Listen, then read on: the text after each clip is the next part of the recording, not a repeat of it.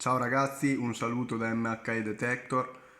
Oggi andiamo a vedere quelle che sono le impostazioni del Nocta Macro Simplex Plus Metal Detector, molto facile da utilizzare, infatti sarà un video breve. Allora, iniziamo con l'accenderlo, pulsante Power, teniamo premuto, ok.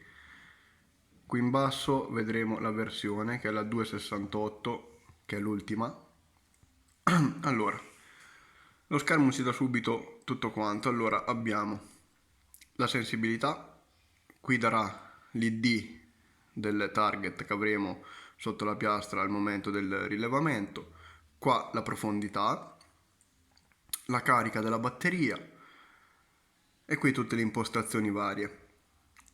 Sopra i programmi preimpostati che sono 4, sopra ancora l'ID e questa parte qua la useremo come notch per discriminare i vari ID che non vogliamo. Allora, qui è il tasto pinpointer che serve anche per accettare o eliminare il notch che abbiamo messo, serve per l'abbattimento del terreno e appunto come pinpointer. Tasto meno e più, freccia su e freccia in basso per spengerlo e il tasto impostazioni. Allora intanto per cambiare i programmi andiamo a muovere il meno e il più. Questo è l'all metal, infatti sentite il tono di soia in sottofondo. Poi abbiamo Field, allora l'all metal è tutti i metalli, Field è un programma diciamo universale per la ricerca in campi, boschi eccetera eccetera.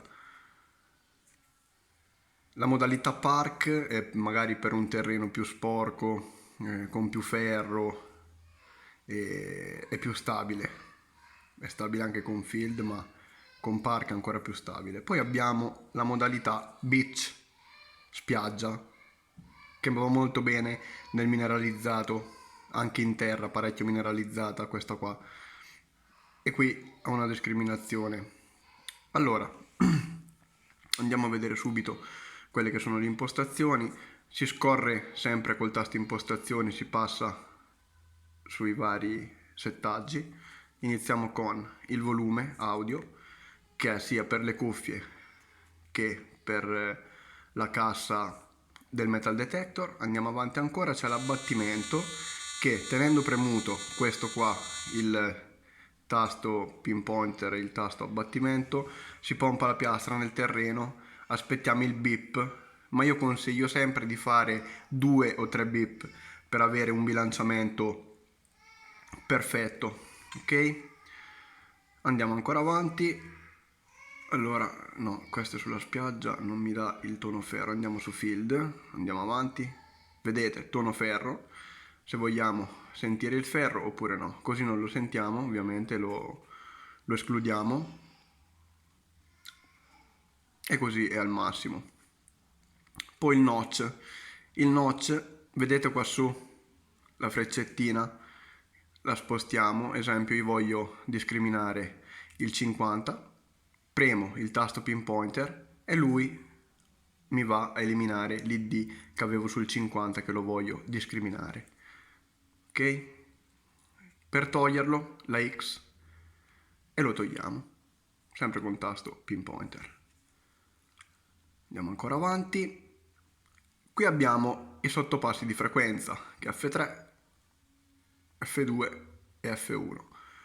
A che serve questo? Questo serve che se ci sono disturbi con altri metal o piuttosto con i cavi elettrici, serve a, diciamo, a nascondere quelle interferenze, quei rumori fastidiosi. Poi,